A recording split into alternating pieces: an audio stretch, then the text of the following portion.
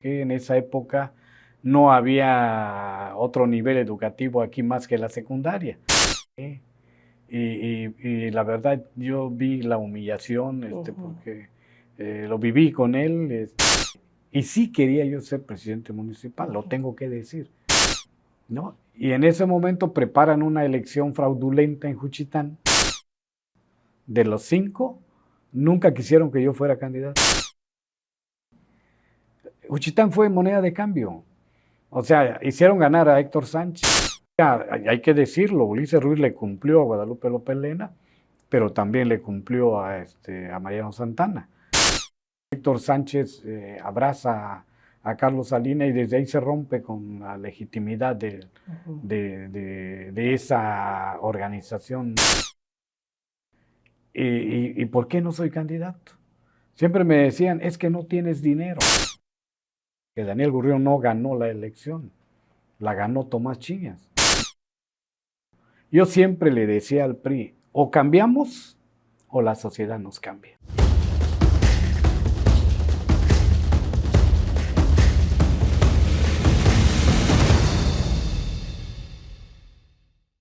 Hola, ¿qué tal amigos? Te doy la bienvenida una vez más a este espacio, De Frente con, aquí en Cortamortaja, y te invito a que me acompañes. Hoy vamos a conocer a la persona, su gran trayectoria, al representante de la organización Tonatiuh. Me refiero al profesor Tomás Chiñas Santiago. Bienvenido, profesor. Muchas gracias, buenos días. Profesor Tomás, vamos a retroceder el tiempo, su infancia. ¿Dónde estudió la primaria usted?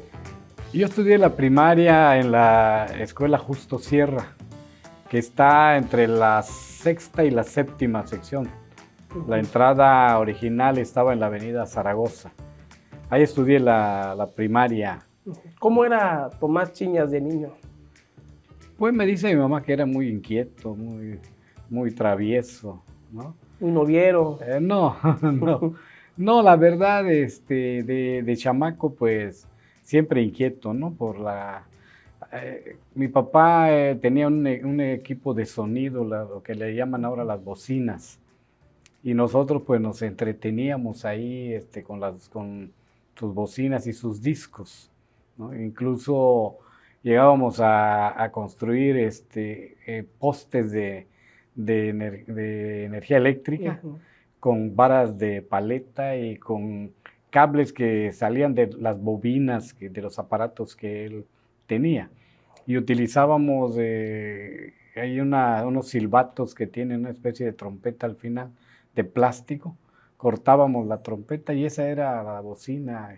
Pues ahora sí que reproduciendo lo que mi papá hacía ahí. Entonces nos llamó mucho la atención esa situación, ¿no? ¿Y su mamá de qué trabajaba? Mi mamá pues trabajaba de todo, ¿no? Ahorita pues ya está grande mi mamá, tiene 93 años, vive gracias a Dios.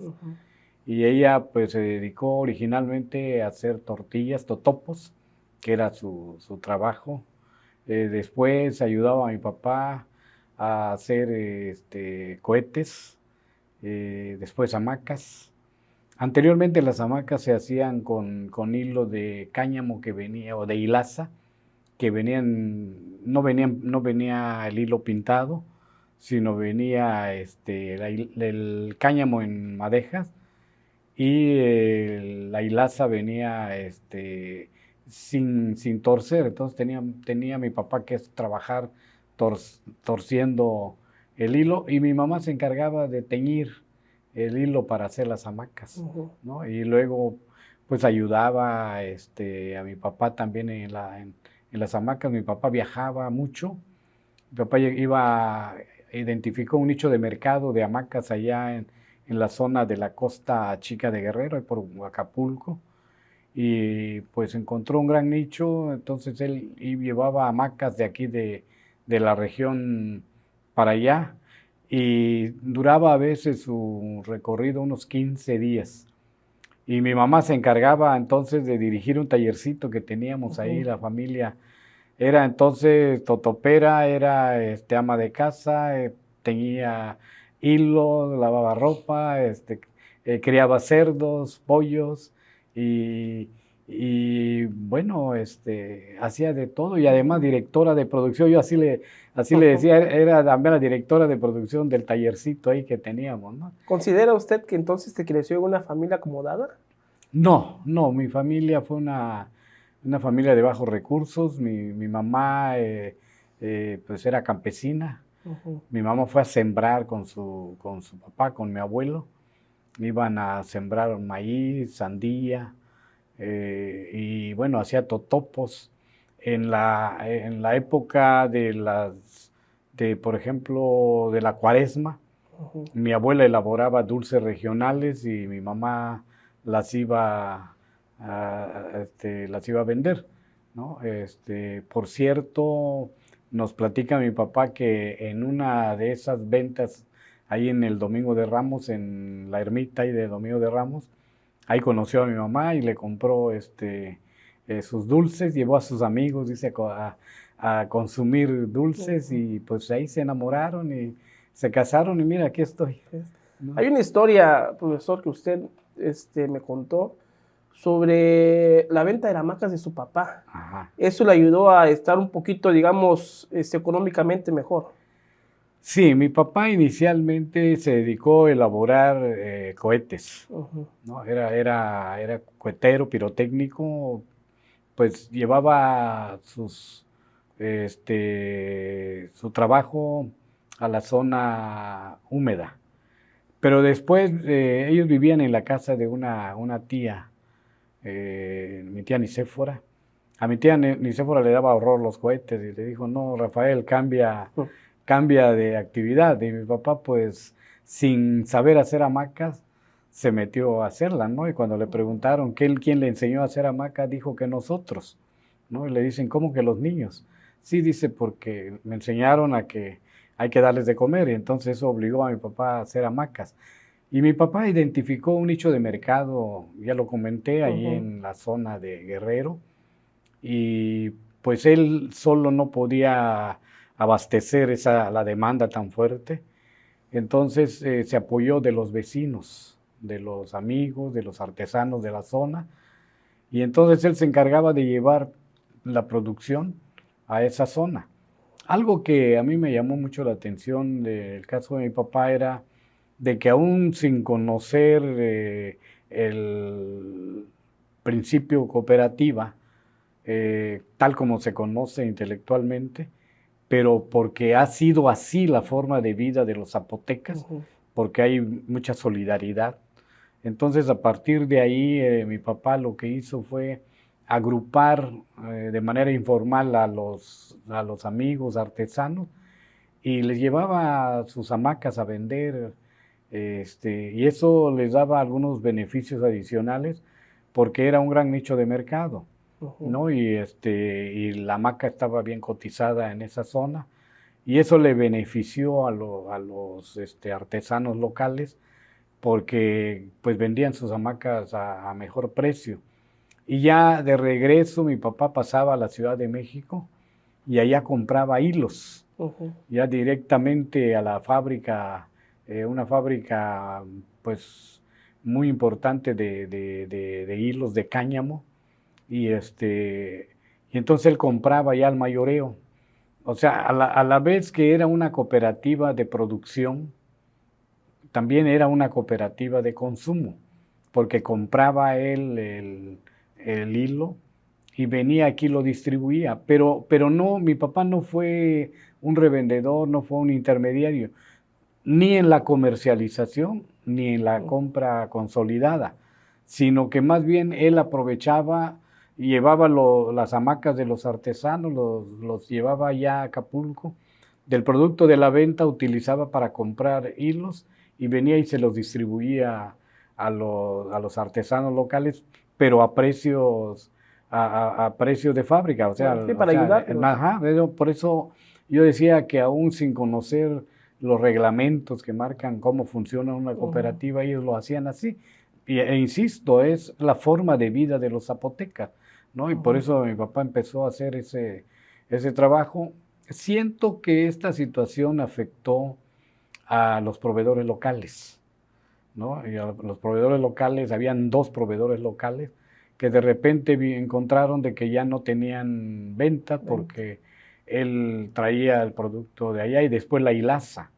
Después ya consiguió la hilaza por medio de una línea de transporte que hubo en la época que él trabajó, pues ahí le traían los pedidos y eso hizo que la cooperativa creciera. Por consecuencia, la forma de vida de nosotros cambió, ¿no? Como que mejoramos un poquito. Y luego mi papá aprovechaba sus viajes allá en México y compraba ropa de marca para nosotros porque él quería que vistiéramos ropa de marca. Pero compraba la ropa allá más barato que la ropa normal aquí.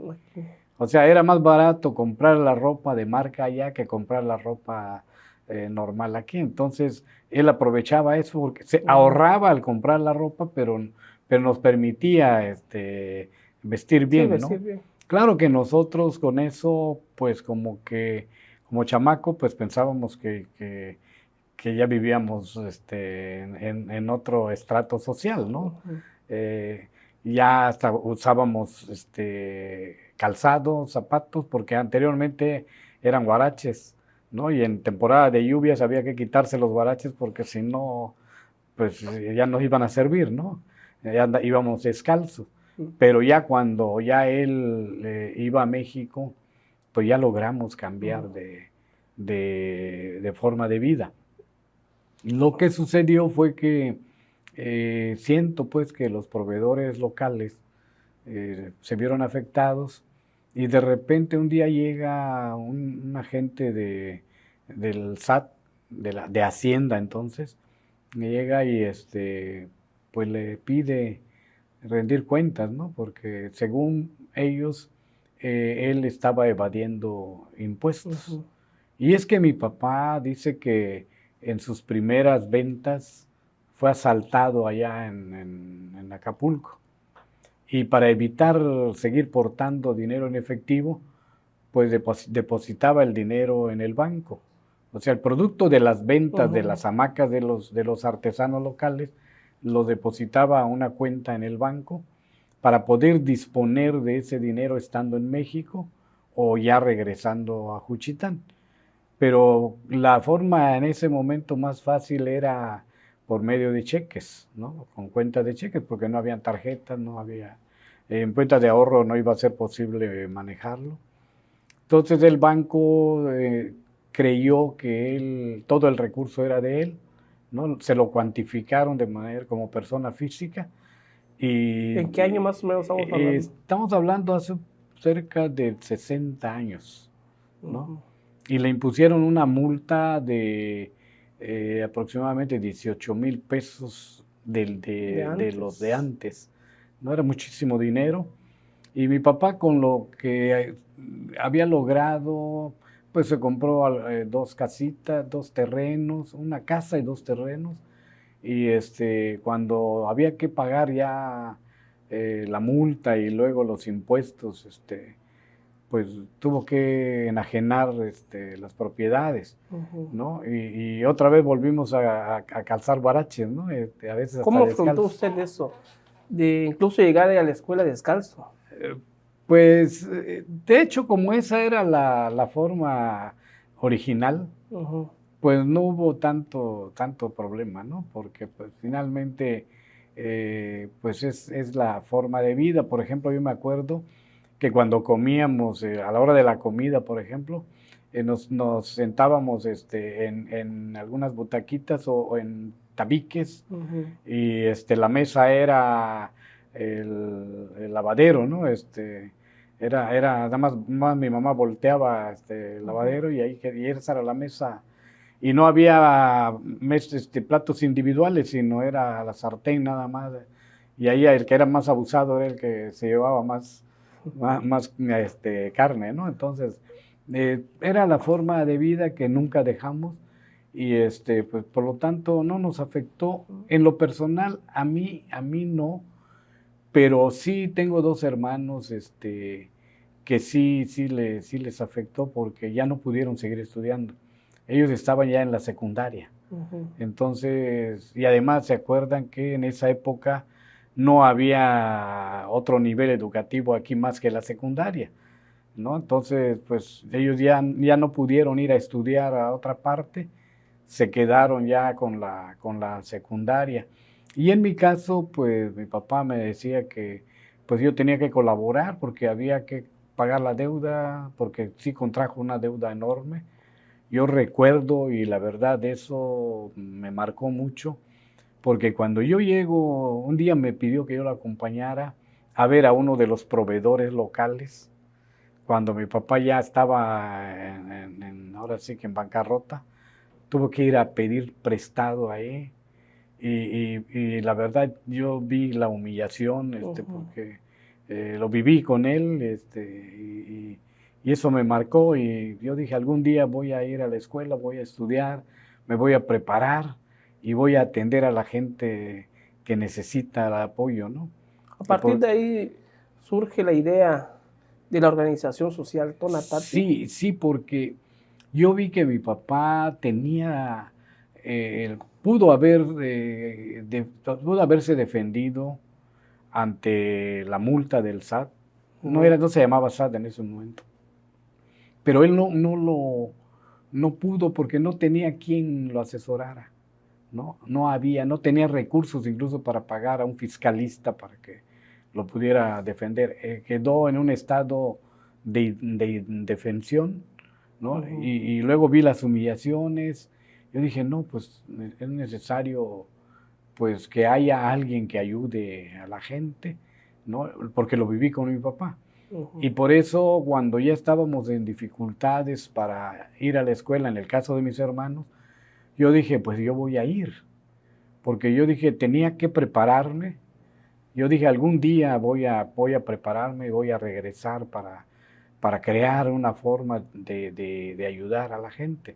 Entonces, teníamos como tarea hacer una hamaca de 20 hilos, así se conoce, diario, que era la tarea propia. Ir o no a la escuela, esa era la tarea. Entonces yo le decía a mi papá, yo quiero seguir yendo a la escuela. Y me dijo, está bien, pero vas a terminar la hamaca. Le digo, sí. Y me vi obligado a hacer la hamaca y a ir a la escuela. Para hacer mis tareas, yo recuerdo que a veces mis hermanos me ayudaban, ¿no? Mis hermanos me ayudaban a terminar la hamaca. En ocasiones, la verdad, también me cansaba y me quedaba a dormir debajo del bastidor, ¿no? O me paraba muy temprano para empezar a trabajar, bañarme, y luego para que a las 6:30 de la mañana ir a salir para ir a la escuela, ¿no? Y luego mi mamá, como hacía totopos y había necesidad de ir a vender totopos. También tengo que decir que cuando mi papá iba a México, aprovechaba y compraba varios productos que aquí no había, ¿no? Entonces, cuando él llegaba, decía, vayan a vender, y salíamos a vender. Yo llevaba a vender, traía mercería, traía focos, traía muchas cosas que íbamos a vender. Yo recuerdo que había un señor que le decían Chanumeco, que llevaba una cajita al hombro, andaba vendiendo mercería. Y me acuerdo que le hicimos competencia, ¿no? Porque íbamos a vender.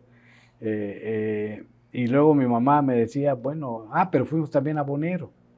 Los hermanos anduvimos vendiendo ropa en abonos, cuando la gente pagaba $1 diario, ¿no? Había que ir diario a cobrar $1, ¿no? Y déjame decirte que a veces yo llegaba a algunas casas en donde veía a la familia en situación de pobreza, y me daba pena de cobrarles, ¿no? Había momentos en que a veces hasta daban ganas de meterle mano a la bolsa para darles, ¿no? Porque de veras se sentía feo. Y luego mi papá me decía, oye, ¿por qué ya no vas a cobrar ahí? Le digo, oye, papá, ¿cómo voy a cobrar si no tienen ni para comer, ¿no? Entonces, todo eso me fue marcando.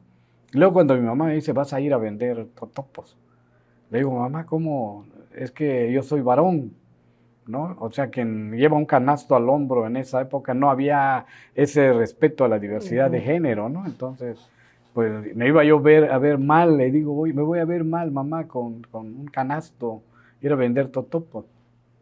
Pues vas a ir. Y finalmente acepté, pero rezongando, y le dije, mira, mamá, voy a ir, pero te digo de una vez, algún día me verás vendiendo totopos con corbata y traje, y tú vas a ser la culpable, le dije, ¿no? Y bueno, todo eso me fue marcando. Y ya después me fui pero cuando yo jugaba con los postes, las varas de paleta, eso me marcó y fui a estudié electricidad, ¿no? Y después trabajé en una empresa automotriz como encargado de mantenimiento eléctrico. Yo tengo la especialidad de electricista especialista en controles y tableros automáticos, ¿no? O sea, esa fue la primera carrera que yo estudié. Después hice una licenciatura en Historia de México y pues ya después me cambié de trabajo. Estando fuera, pues valoré todo lo que tenemos, nuestra cultura, la forma de vida, ¿no? Porque no es lo mismo estar aquí en el contexto que ni te das cuenta de qué tantas cosas valiosas que uno tiene. Hasta que está uno afuera es cuando uno se da cuenta de la importancia, ¿no? de nuestra cultura.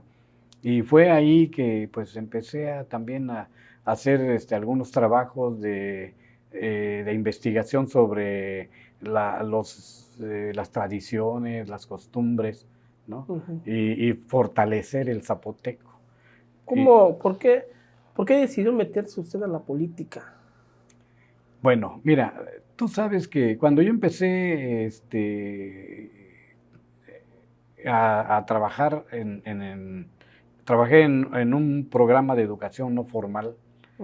La idea de ese programa, el propósito de ese programa era de formar productores en el campo, capacitarlos, asesorarlos, de tal forma de que por sí mismos ellos pudieran desarrollar sus proyectos.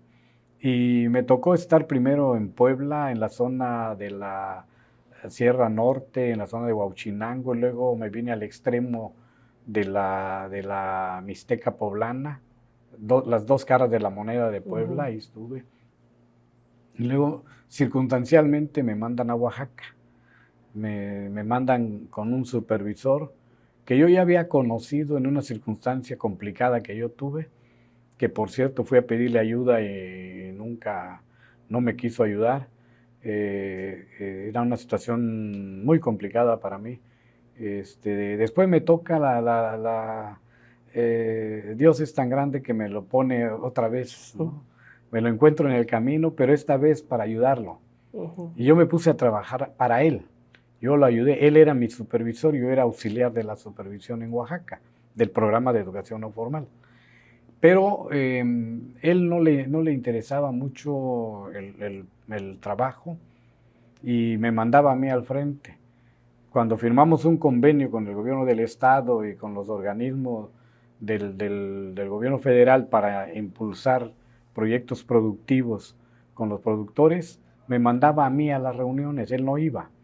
Entonces ahí tuve la primera relación con Pedro Vázquez Colmenares, que era gobernador del estado. Y como nos tocó coordinar estos acuerdos, entonces prácticamente yo era el operativo. Y ahí me fui relacionando firmamos un convenio como secretaría con Banrural, entonces Banrural, ahora es Financiera Rural. Luego trabajamos firmamos un convenio con la SAR, ahora SADER, y con otros organismos públicos para apoyar a productores, pero también se firmó un convenio entre la SEP y la CNC, ¿no? La Confederación Nacional Campesina.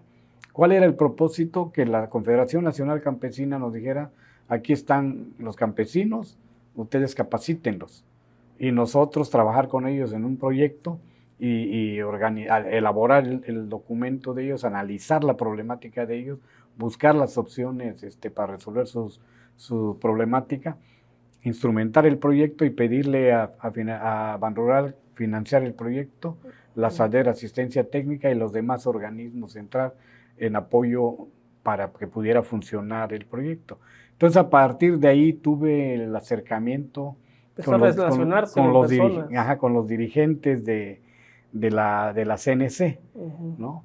Y entonces ahí ya empezamos ya me invitaban a participar con ellos Y yo estuve trabajando con la CNC primero como institución y después ya nos invitaron y formamos a nivel nacional una asociación civil que se llamaba Trabajadores del Estado al Servicio del Campo Asociación Civil, TESCAC eran las siglas, era un organismo nacional de trabajadores del Estado que estábamos apoyando a los productores y nos afiliamos a la CNC. Entonces a partir de ahí empezamos a hacer los trabajos política, aunque yo tuve la oportunidad de quedarme en la ciudad de Oaxaca y hacer carrera política porque yo tenía el acercamiento. ¿Con qué color de partido empezó usted? Con el PRI. ¿El PRI? Con el PRI, con la CNC PRI. Del PRI. ¿No? ¿Cómo estaba el PRI antes? ¿Estaba fuerte? A comparación de ahorita que pues mucha gente ha dejado de creer. Bueno, en ese momento el PRI era un partido único, ¿no? Era el partido único, el partido hegemónico, ¿no? Pero yo cuando nos metimos, nos dimos cuenta dentro del PRI que no había la democracia interna, ¿no? O sea, nos dimos cuenta de cómo se colocaban, cómo se creaban las dirigencias. Entonces nosotros, por nuestra propia forma de vida, por la idea de ayudar a la gente, de bajar servicios para atender a la gente, entonces decíamos que había que democratizar la vida interna del PRI, ¿no? Ya prácticamente en esos tiempos empezaban a surgir dentro del PRI a nivel nacional grupos de priistas que ya no estaban de acuerdo con la forma en que el PRI se manejaba. Incluso en 1982 se presenta una crisis interna en el PRI. Ya mucho antes, hasta dentro se reforma, se crea una reforma política de Reyes Heroles, ¿no? Y luego viene ya en el 82, cuando el PRI cambia de principios, su declaración de principios, cuando se adopta el modelo neoliberal en México, eso generó una escisión dentro del PRI, porque habían grupos, llegan los tecnócratas que se posesionan de la dirigencia del PRI, que incluso Miguel de la Madrid es el primer tecnócrata que llega al poder, y luego Salinas de Gortari, vienen la carrera de los tecnócratas implementando el modelo neoliberal. Entonces a partir de ahí se cambia la ideología partidista. Entonces en el interior del partido empieza a haber una escisión, ¿no? Y se crea la corriente democrática. De ahí se sale Cuauhtémoc Cárdenas, se sale del PRI, Efigenia, ¿cómo se llama? Porfirio Muñoz Ledo, y varios,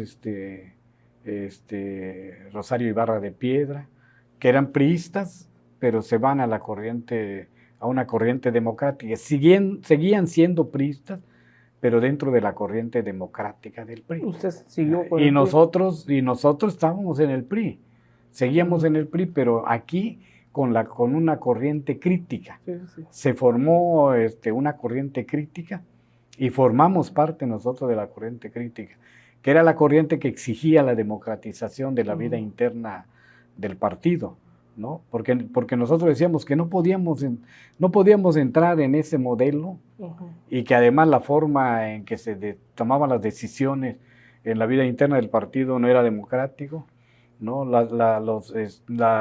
El eslogan era democracia y justicia social, pero no había democracia interna, ¿no? Entonces por eso se rompe con el PRI, rompen estos Cuauhtémoc Cárdenas, Porfirio Muñoz Ledo, y crean el Frente Democrático Nacional. ¿Por qué Tomás Chiñas, luchador social, por qué nunca fue candidato del PRI? ¿No quiso usted? ¿Lo bloquearon ahí internamente? ¿Qué pasó? Bueno, lo que pasa es que Tomás Chiñas quería no solamente buscar la forma de ayudar a la población por lo que me marcó en la vida, lo que le había pasado a mi papá, y porque además, pues yo provengo de una familia con esa cultura. Entonces yo tenía la intención de entrar a trabajar en la política porque era la única forma en que podía ayudar un poco más a la gente. Y sí quería yo ser presidente municipal, lo tengo que decir, ¿no? Una vez un gobernador me dijo, dame 5 posiciones donde tú quieras estar, me dijo, y yo te voy a dar una de esas posiciones. Le dije, no te pido 5 posiciones, nada más te pido la presidencia municipal de Juchitán, es la única. Y te la pido 5 veces, ¿no? Sí, es lo único que quiero. Pero no me regales, no me asignes directamente como candidato. Abre el proceso. Yo quiero entrar a ganar en un proceso democrático la candidatura. Y trabajé para ello. Me esforcé, me formé, luché porque yo quería ganar. Porque si era el principio que nosotros manejábamos, la democratización de la vida interna, entonces no iba yo a ser candidato impuesto, sino yo hubiera preferido ser candidato, pero democráticamente. Y por eso yo les dije, abran el proceso. Yo siempre, eso fue lo que yo dije, abran el proceso. Yo quiero ser candidato y voy a luchar y voy a trabajar. Y yo sé que les voy a ganar. Pero si me ganan mis compañeros, pues yo me sumo al que me gane. Pero yo tenía la certeza de que ganaría cualquier proceso interno, fuera encuesta, fuera elección interna, fuera... ¿Y compitió? Sí, en varias, 5 veces, ¿no? Y en las 5 veces gané el proceso, pero en ninguna ocasión fui candidato, ¿no? A ver, ¿por qué? Sí, podemos enlazar los momentos que hablaba yo hace rato de cuando surge la corriente democrática dentro del PRI y la aspiración de Tomás Chiña de ser presidente municipal.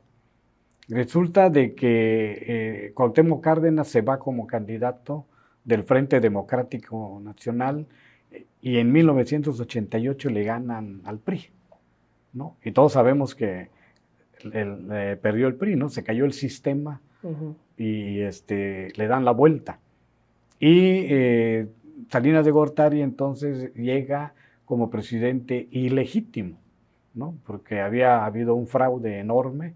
Cuauhtémoc Cárdenas anduvo recorriendo el país denunciando el fraude, porque se había dado el fraude. El propio PRI sabía que había fraude. Entonces tuvieron que buscar la manera de legitimar a Carlos Salinas de Gortari. Y empezaron con algunas acciones contundentes, como lo de la acción esta de la quina, ¿no? Le llamaban ellos acciones espectaculares, ¿no? Entonces, y luego andaban buscando quién legitimara a Salinas. Y en ese momento, en la izquierda mexicana, se destacaba Juchitán, se destacaba la COSEI, ¿no? Entonces dijeron, bueno, pues para que la cuña apriete tiene que ser del mismo palo. Si Cuauhtémoc Cárdenas, de la izquierda mexicana, que andaba haciendo la denuncia de fraude, bueno, entonces que sea alguien de la COSEI que lo legitime, ¿no? Y en ese momento preparan una elección fraudulenta en Juchitán, en donde surge primero la idea de Tomás Chiña de ser el candidato, pero después sentimos que no era el momento porque apenas estábamos iniciando y propusimos a otra persona, a Félix Aquino Martínez, Félix Winnie, para que él fuera nuestro candidato. Pensábamos que con ello íbamos a abrir camino, pero el sistema había preparado concesionar el poder en Juchitán a la COSEI, o sea, una moneda de cambio. ¿Lo negociaron, pues? Sí, una negociación como se hizo en Baja California con el primer gobernador Rufo Appel, o como se hizo con Valencia allí en la zona del centro del país, ¿no? Una presidencia municipal que le dieron al PAN, ¿no? Por la alianza que habían hecho con Diego Fernández de Ceballos, ¿no? Entonces el PRI tuvo que negociar con el PAN para poder ir legitimando a Salinas, pero necesitaban que la izquierda también lo legitimara. Y entonces por eso generaron aquí una serie de confusiones. Nos vamos a una elección interna, a una elección en donde participaron 5 precandidatos, entre ellos Félix Aquino, que era nuestro candidato, y el doctor Alfredo Jiménez Orozco, que era síndico del consejo municipal que presidía entonces Felipe Martínez López. Y en ese momento todavía no se había reformado la ley para efecto de que hubiera reelección. No había reelección, ¿no? El artículo 115 constitucional inhabilitaba al doctor Alfredo Jiménez, porque en el artículo 115 constitucional decía que quien ocupara un cargo de regidor o cualquier comisión municipal, independientemente del nombre que se le diera, no podía ser candidato para el siguiente periodo. Entonces estaba inhabilitado y lo sabían. Entonces metieron a un candidato perdedor, ¿no? Alguien que perdiera para que la COSEI ganara. ¿Sucede eso? ¿Que un partido meta a un candidato perdedor, como se dice, para que no quemara un fuerte? No es para no quemar a un fuerte, sino más bien por los compromisos. Ajá. Porque se trata de las 5 ocasiones que yo fui precandidato y que gané los procesos, de los 5, nunca quisieron que yo fuera candidato. ¿Se lo traicionó la misma gente de ahí? La misma dirigencia, porque no querían que el PRI ganara hay que decirlo así. Juchitán fue moneda de cambio. O sea, hicieron ganar a Héctor Sánchez, ¿no? Con la quema de credenciales, ¿no? Hicieron ganar a Óscar Cruz metiendo a un candidato perdedor, ¿no? Hicieron ganar a Roberto López Rosado, ¿no? El candidato del PRI había ganado la elección, pero hubo por ahí el acuerdo, ya estaba el acuerdo para que ganara. O sea, cuando no ponían candidatos perdedores y cuando ganaba el PRI, cambiaban los resultados, ¿no? Y luego viene lo de Alberto Reina igual, luego lo de Mariano Santana, que era ya un acuerdo, ¿no? Meten a Guadalupe Lopelena como candidata. Y era un compromiso de Ulises Ruiz, ¿no? O sea, hay que decirlo, Ulises Ruiz le cumplió a Guadalupe Lopelena, pero también le cumplió a Mariano Santana, porque le dijo a Guadalupe, tú vas a ser la candidata, y la hizo candidata, pero también le dijo a Santana, tú vas a ser el presidente, y lo hizo presidente. O sea, un hombre de palabra, pues, ¿no? Cumplió. ¿no? ¿Llegó usted a platicar con Salinas de Gortari? En una ocasión, cuando vino a Juchitán, precisamente cuando se da, bueno, en varias ocasiones platicamos con él, en varias. Antes de esta elección tuvimos oportunidad de platicar con él en Huitzo. Fuimos allá a llevar una exposición viva de artesanías y de totopos. Ya para entonces ya andábamos promocionando el totopo. Y construimos ahí comizcales en una exposición en Huitzo. Y ahí llegó Salinas de Gortari. Entonces ahí tuve oportunidad de platicar con él sobre los proyectos. Pero en Juchitán, cuando él llega al acto, cuando Héctor Sánchez lo reconoce como presidente legítimo, que era lo que querían para legitimarlo, porque incluso salió en las primeras planas de la prensa nacional, porque eso era lo que querían, en el abrazo de la COSEI con el PRI, ¿no? Y tengo que decirlo, fue a partir de ahí que la COSEI perdió su mística, ¿no? Al hacer la alianza con el Estado. Porque hay que decirlo, anteriormente la COSEI era un movimiento legítimo, era un movimiento legítimo, sacudió conciencias, sacudía las calles de Juchitán cuando marchaban. ¿Perdió ¿no? mucha gente ahí? Muchísima gente, 20, 25, 30,000 gente salía a caminar las calles de Juchitán, ¿no? Era extraordinario, era admirable ver a la lucha popular, ¿no? Todavía cuando Polo fue presidente, pues había un poco, también, porque también hubo un acuerdo político ahí, ¿no? Porque ellos tomaron las embajadas para presionar, para anular una elección y luego para que el comité electoral lo manejaran. Por cierto, fue en la Casa de la Cultura donde se manejó, ¿no? Y sabemos de que se hicieron unas credenciales especiales para votar. Hubo también ahí un poco de manipuleo, pero en ese momento la COSEI era una organización legítima de trabajadores, de campesinos, de estudiantes. Era verdaderamente una organización de lucha, ¿no? Yo le reconozco a la COSEI. Yo viví esos procesos, yo vi, es más, yo estaba en Puebla en esa época. Era por eso decía yo hace rato, cuando estás fuera, cuando valoras más las cosas, ¿no? Entonces me di cuenta de la lucha de la COSEI, cómo la izquierda mexicana arropa la lucha, ¿no? Como el propio Toledo y varios intelectuales de la izquierda mexicana se sumaron. Entonces sí era un movimiento legítimo, que valdría la pena que continuara en esa ruta. Pero cuando Salinas de Gortari necesitaba la legitimación, negocian con la COSEI y Héctor Sánchez abraza a Carlos Salinas y desde ahí se rompe con la legitimidad de esa organización política, ¿no? La COSEI. Si una persona quisiera ser presidente, ¿qué debe hacer? ¿Debe prepararse? ¿Debe saber negociar? ¿Qué debe hacer para que una persona que quiera ser presidente? Bueno, mira, tú sabes que los tiempos han cambiado, las condiciones han cambiado.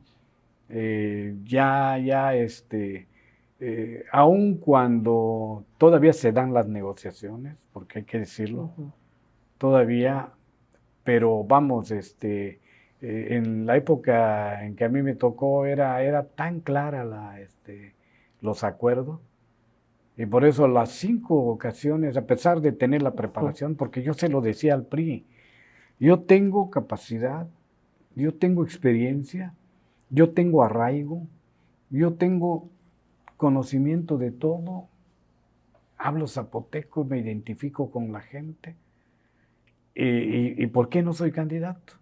Siempre me decían, es que no tienes dinero.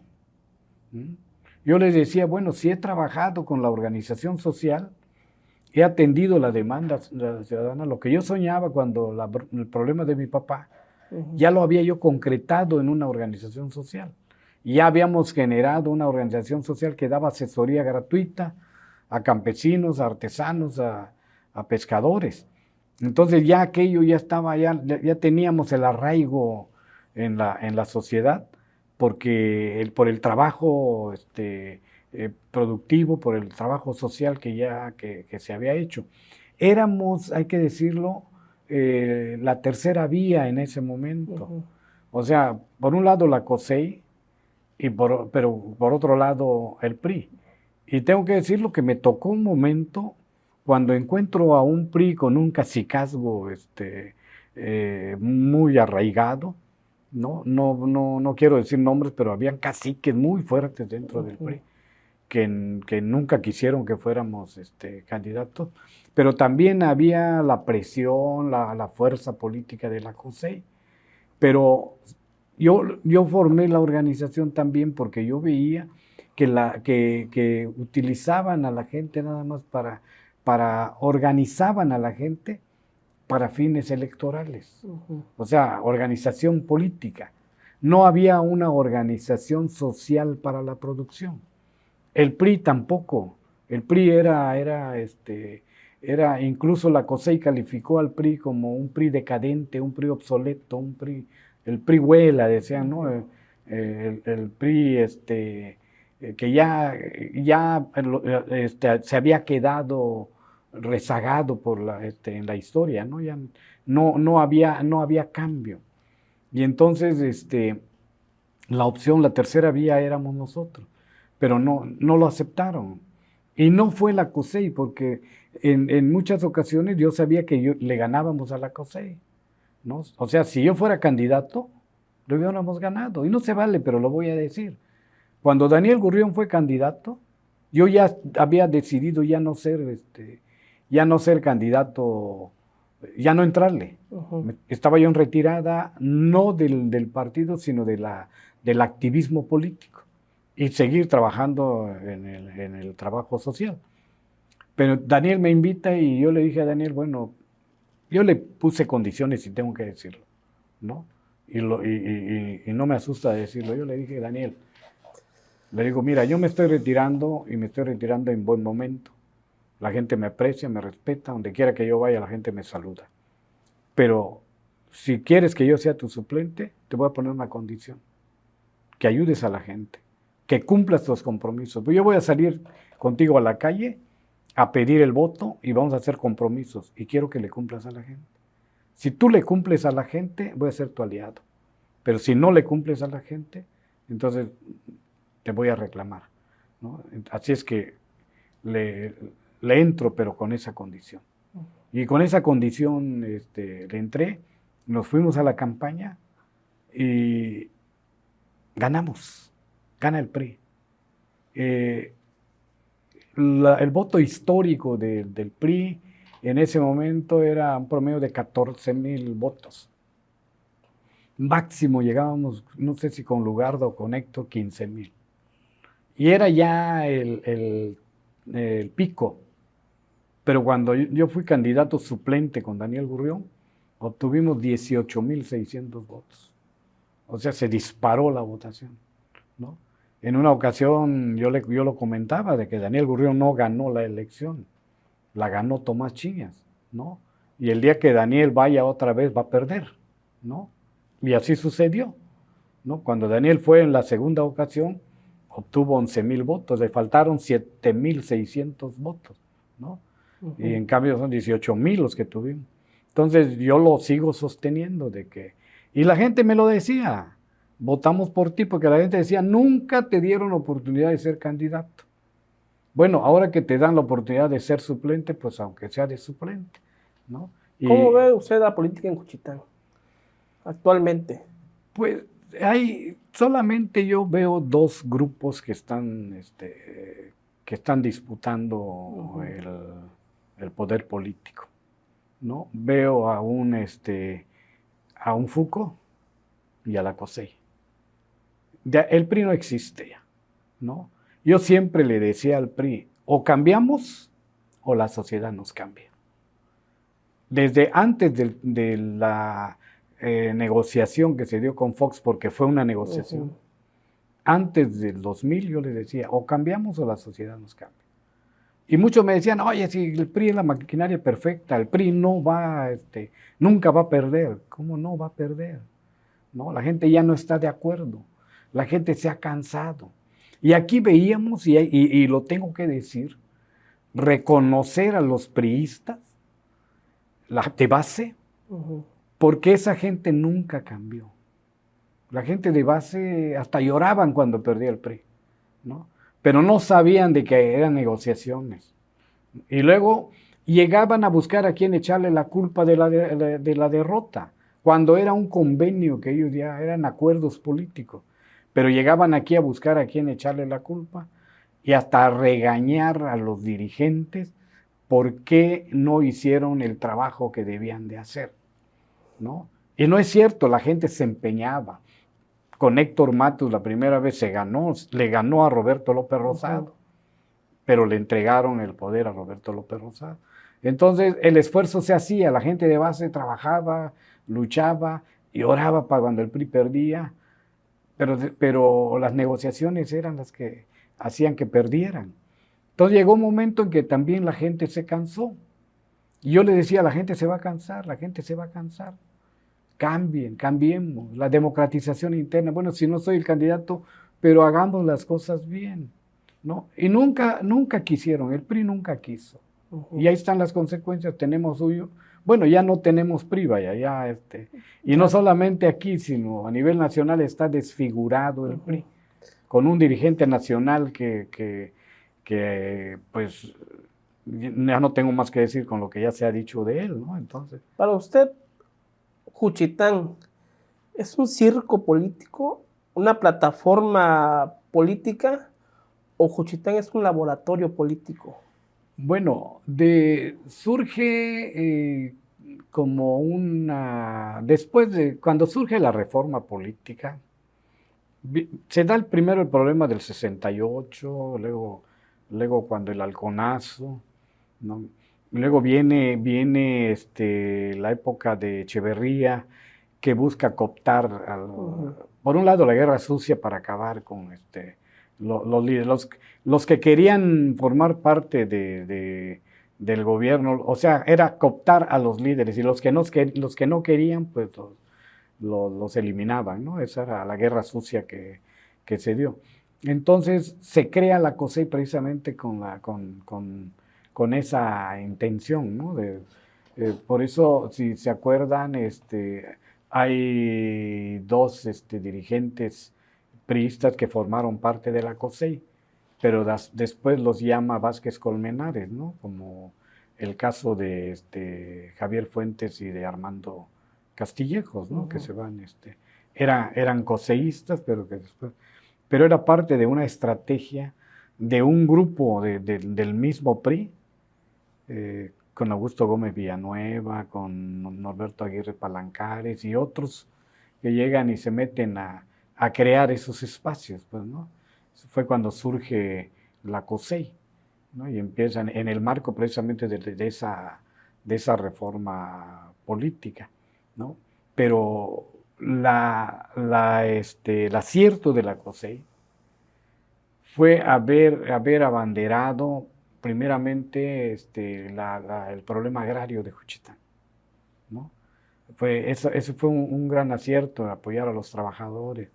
Y luego, como la gente ya estaba cansada también, tenían un partido que era satélite, el PPS, ¿no?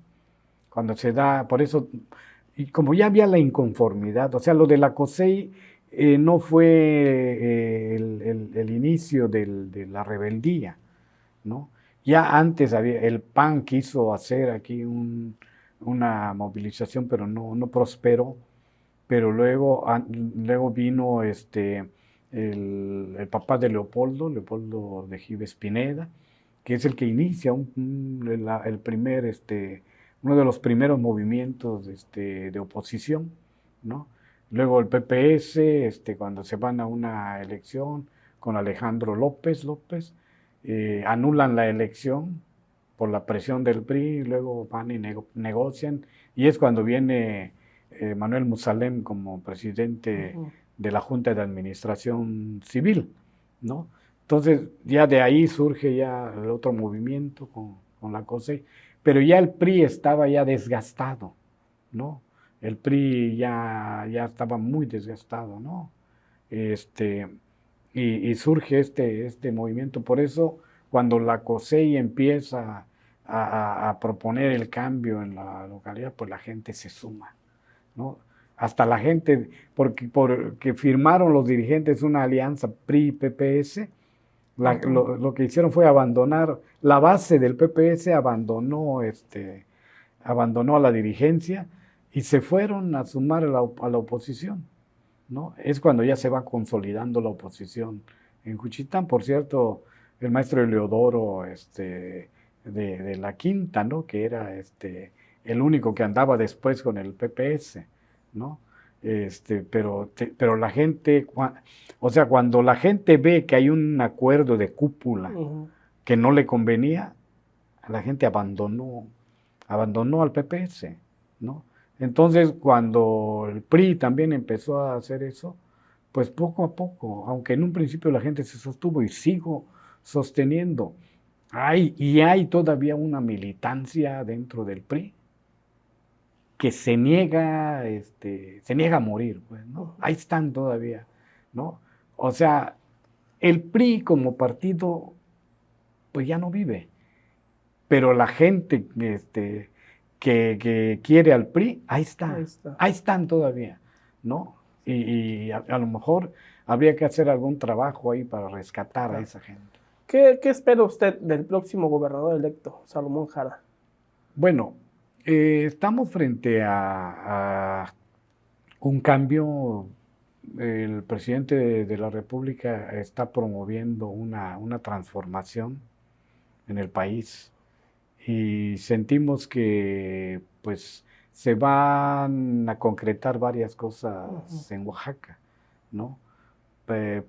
Por la propia inercia del modelo que viene estableciendo López Obrador, ¿no? Es un es una transformación que algunos no alcanzan a percibirlo, pero es una transformación que va a ayudar. No es un tema que se vaya a resolver de la noche a la mañana, ¿no? Porque hay muchas cosas que todavía no se pueden contrarrestar. Yo recuerdo que el presidente de la República tenía un discurso que decía al diablo con sus instituciones. Y lo criticaron mucho por eso, ¿no? Porque todos decían que él estaba en contra de la institucionalidad. Y no es cierto. Lo que López Obrador decía era al diablo con las instituciones que el sistema creó para para poderse sostener, ¿no? O sea, son organismos, instituciones públicas que crearon para justificar las medidas que tomaba. Él no estaba en contra de las secretarías, sino de los organismos supuestamente autónomos, que muchas de esas instituciones no son autónomas, ¿no? Sino las crearon precisamente para poder justificar algunas acciones que ellos... Y eso era lo que el presidente decía, al diablo con eso, pues había que cambiar, y en eso está él trabajando, ¿no? Sigue insistiendo en que hay todavía esas organizaciones que están frenando el avance de la transformación, incluso el propio Poder Judicial, ¿no? Sigue siendo obstáculo para la transformación. Y bueno, siendo Salomón Jara, pues de la misma estructura de López Obrador, creemos que las cosas van en esa misma dirección, ¿no? Yo tengo que decirlo, y se lo he dicho a muchos, de que el presidente de la República tiene una gran visión y un conocimiento de la realidad nacional, pero no todos sus colaboradores tienen la misma visión y tienen el mismo conocimiento, ni quieren lo mismo, ¿no? Hay oposición adentro. Hay gente que se opone, que no quiere perder sus privilegios, ¿no? Y eso es lo que ha venido frenando la transformación. La oposición de fuera, pues ahorita está casi desfigurada, ¿no? Pero la oposición de adentro es la más complicada, porque es la que no permite los avances, porque no quieren perder sus privilegios, ¿no? Entonces, por eso yo una vez le comentaba a algunos amigos cercanos al presidente, de que en este gobierno hay dos tipos de servidores públicos, algunos que mandan y otros que no obedecen, ¿no? O sea, hay consignas, pero no las cumplen, ¿no? Y por eso cuando a veces ellos se resisten y cuando le informan al presidente, no le informan la realidad. Por eso cuando cuestionan al presidente le dicen, no, pues es que aquí está sucediendo esto. Y el presidente dice, yo tengo otros datos, que son los datos lo que le dan los que se oponen a la transformación. Pero bueno, tenemos la esperanza de que en Oaxaca las cosas van a mejorar. ¿A qué se dedica usted actualmente? Trabajamos ahora sí que sobre el proyecto de la organización social. Estamos trabajando en varios proyectos. Déjame decirte que aprovechar tu espacio para decirte que desde que se funda Tonatiuh, nuestra idea era fortalecer los valores, el esfuerzo, la creatividad de artesanos, de campesinos, de pescadores, para que por ellos mismos pudieran aprovechar los beneficios que se generaran para mejorar su calidad de vida. Y empezamos a hacer una serie de trabajos con pescadores, con artesanos, me acuerdo que hicimos muchos programas de capacitación porque sabíamos que era necesario capacitar a la gente. No era nada más de darles dinero a la gente para, entre comillas, producir, sino había que preparar a la gente para que en torno a un proyecto pudiera funcionar. Y entonces trabajamos mucho en la capacitación para la formación de capital humano y promovíamos cursos de artesanías de elaboración de ropa típica, de bordados, de tejido. Me acuerdo que nos fuimos a Chicapa. Chicapa es un emporio ahorita de la ropa típica. Cuando nosotros entramos en Chicapa todavía no era así. Entonces metimos muchos cursos de capacitación con artesanas de Juchitán que eran muy capaces, muy capacitadas, las llevamos y ellas fueron instructoras. Bueno, de ahí empezamos a hablarles en que era necesario la diversificación de la ropa típica. Porque un traje regional se elabora un promedio de 3 meses, pero que además no había mercado para un traje regional. En aquel tiempo era 1,000, 2,000 pesos un traje. ¿Quién iba a pagar eso? Ahorita son más de 20,000 pesos lo que vale un traje. ¿Quién lo iba a pagar? Entonces le decíamos, no, no es posible. ¿Por qué no diversificamos las prendas? Y entre las locuras y la creatividad de la gente les dijimos, hagan diseños sencillos, ¿no? Estilicen la ropa. Y empezamos con Marta Álvarez allá en Chicapa de Castro con la elaboración de los zapatos bordados, los primeros zapatos bordados, las primeras bolsas bordadas, los monederos, ¿no? Y los monederos, por cierto, los diseñó una hermana mía también que es artesana, que por cierto ahorita su hijo es un excelente artesano, tiene una fábrica de producción de tenis bordados, ¿no? Ahí en Oaxaca, en San Bartolo Coyotepec, ahí tiene su fábrica, y ha participado en concursos nacionales, internacionales, y le ha ido muy bien.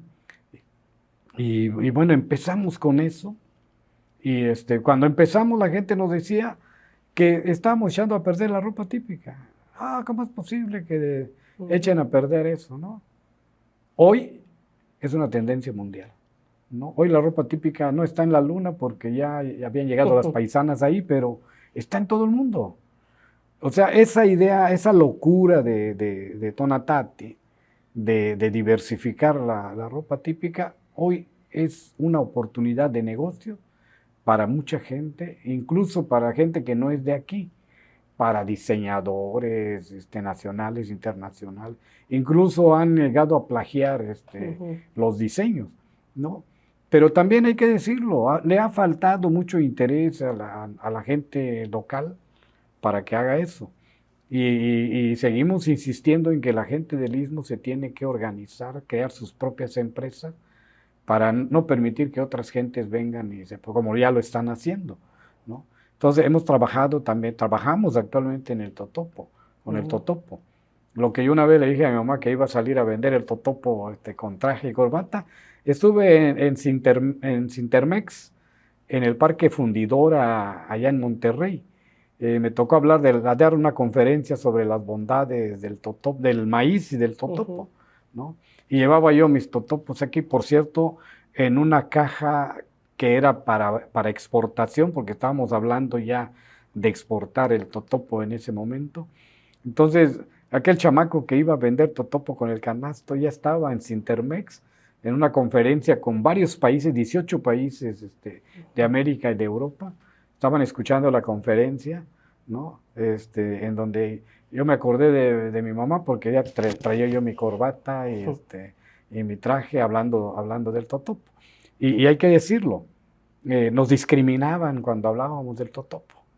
Había una discriminación porque no le daban el valor ni social, ni cultural, ni ambiental, ni económica al totopo, ¿no? Sin embargo, ahora lo posicionamos de tal forma de que los que fabrican frituras ya utilizan la denominación totopo, ¿no? Ahora ellos hablan del totopo, se posesionaron del nombre, ¿no? Porque no tenemos denominación de origen y estamos trabajando en eso, en la denominación de origen del totopo. Entonces estamos trabajando, seguimos con las artesanías, estamos trabajando con el totopo, con toda la cadena de valor del maíz, mejorando la semilla. Estamos mejorando la semilla de maíz, produciendo el maíz, transformando en totopos, luego acopiando, envasando y comercializando hasta llegar al consumidor.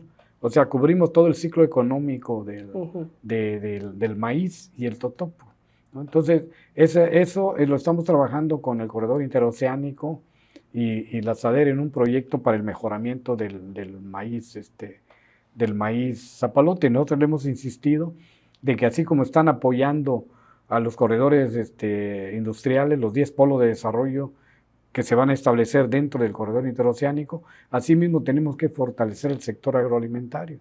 Y uno de los productos que se tienen que atender es el maíz y el totopo, pero cubrir toda la cadena de valor. Entonces estamos trabajando produciendo maíz, produciendo semilla, produciendo totopo, fortaleciendo el rescate del maíz de zapalote y su defensa. O sea, seguimos insistiendo en que se tiene que cuidar, tiene que conservar, se tiene que difundir el uso del maíz zapalote. En el caso del totopo hemos logrado posicionar el totopo en el mercado gastronómico nacional, hasta en el internacional.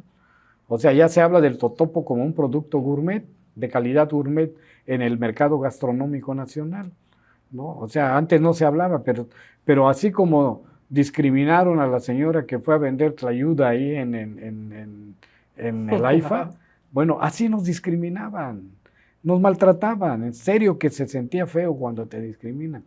Pero dicen que el que persevera alcanza, ¿no? Y llevamos más de 30 años promoviendo esto y no nos cansamos. Y así, y también trabajamos en la cuenca del río Los Perros, ¿no? Coordinamos actualmente el comité de cuenca. Vamos a hacer unos trabajos ya de desmonte. Hace 2 años hicimos un trabajo de limpieza en la zona urbana, ¿no? Todo el mundo se dio cuenta de la transformación que se hizo. Bueno, ahora tenemos un proyecto que dentro de poco se va a hacer para limpiar la parte sur hasta llegar a la laguna superior, ¿no? Y precisamente como hubo un problema el año pasado ahí en el segmento, porque donde termina Juchitán hasta Radani se colapsaron varios bordos. Hubieron 2 ciclones en junio y en septiembre, ¿no? Y nos afectaron terriblemente. El río está destrozado en este momento en la parte sur. Y tengo que decirlo, hay que advertirlo, hay que decirle a la gente que esté muy alerta. Yo le he exigido al gobierno federal y al gobierno estatal de que vengan y atiendan el tema, porque vamos a entrar en el mes de septiembre. Y si los trabajos todavía no están hechos, si el cauce no está abierto y viene una fuerte avenida, es probable que tengamos daños en los cultivos de Radani, pero también que tengamos daños en la población, las viviendas, ¿no? Para que la gente esté alerta, no alarmada, que esté alerta, que esté pendiente, ¿no? Entonces, estamos trabajando en eso, y algo que yo le he insistido en una plática que tuve con el presidente de la República hace como 2, 3 años, aquí en Juchitán, le planteé el tema de atender el río, pero en donde participen todas las dependencias del gobierno federal y del gobierno estatal. Se lo dije al gobernador también, al que se va, y se lo vamos a plantear al que viene, para que se atienda de manera interinstitucional. Porque cuando va uno a atender un problema, una parte va a ver uno con agua, la otra parte va uno a Semarnat, otra parte va uno a otra dependencia. Y luego al rato ni uno atiende porque cada quien se echa la pelota. ¿Qué es lo que le pedimos al presidente? La única forma en que esto se pueda atender con visión de cuenca es que se sienten todos los organismos públicos, todos los que tienen que ver con la gestión del agua, todos, en una sola mesa de trabajo, revisar la problemática y ver a cada uno qué es lo que le toca, para que cada uno haga lo que deba de hacer. Pero, si el presidente no mete las manos y no pone a alguien que coordine esos trabajos, dijera el paisano, por gana no se va a hacer nada. Entonces le pedimos al presidente que nos ayudara y que pusiera a alguien en su representación para que estos trabajos se hicieran. Y el presidente nombró a David Cervantes Peredo, que era el subsecretario de Desarrollo Urbano, Urbano y Ordenamiento Territorial de la SEDATU. Pero se nos muere hace como un mes, ¿no? La última vez que lo vi fue una semana antes de su muerte. Hablamos con el presidente de la República sobre el tema. Le dijimos al presidente que era necesario retomar el compromiso que ya habíamos hecho con la SEDATU, porque se firmaron acuerdos, se firmaron actas, nada más que se paró por la pandemia. Entonces nosotros fuimos y hablamos con el presidente en su última visita a Salina Cruz, y le presentamos un escrito en donde justificábamos la necesidad de armar la comisión interinstitucional para que se atienda el tema y ver lo de la liberación de los recursos para la limpieza urgente de aquí, de la parte esta de Juchitán y Xadani. Se lo planteamos, y el proyecto del maíz, para poder atender toda la cadena de valor del maíz, se lo planteamos al presidente. Y bueno, eso fue hace un mes y medio que vino el presidente. El día de antier recibimos ya la notificación, ya de la Presidencia de la República, ya nos informan que ya hay una persona encargada que va a quedar en lugar de David Cervantes, porque se murió, ¿no? Entonces ya nombró a una persona para que atienda, darle seguimiento al tema. Y ya vieron a la Conagua, ya nos dijeron que en breve van a dar una respuesta para que se atienda este tema. O sea, el presidente de la República ya dio respuesta a los planteamientos que le hicimos apenas en su última visita a Salina Cruz. Pues qué bueno que vienen cosas importantes en desarrollo a Juchitán, al Istmo de Tehuantepec. Profesor, le agradecemos infinitamente su tiempo, el permitirnos conocerlo un poco más, su infancia, su trayectoria. En verdad, sabemos que va a seguir luchando por las personas, por su organización social, y gracias por habernos acompañado esta tarde. Gracias a ustedes por haberme dado esta oportunidad, porque habían muchas cosas que no se habían podido decir, pero muchas gracias a ustedes. Yo tengo que agradecer a Cortamortaja, a De Frente Con, y a todo el equipo por esta oportunidad. Muchas gracias. Bien, amigos, hoy conociste al profesor Tomás Chiñas, y te invito a que me acompañes el próximo viernes con otra cápsula más aquí de Frente Con, por supuesto, en Cortamortaja. Que tengas un excelente fin de semana.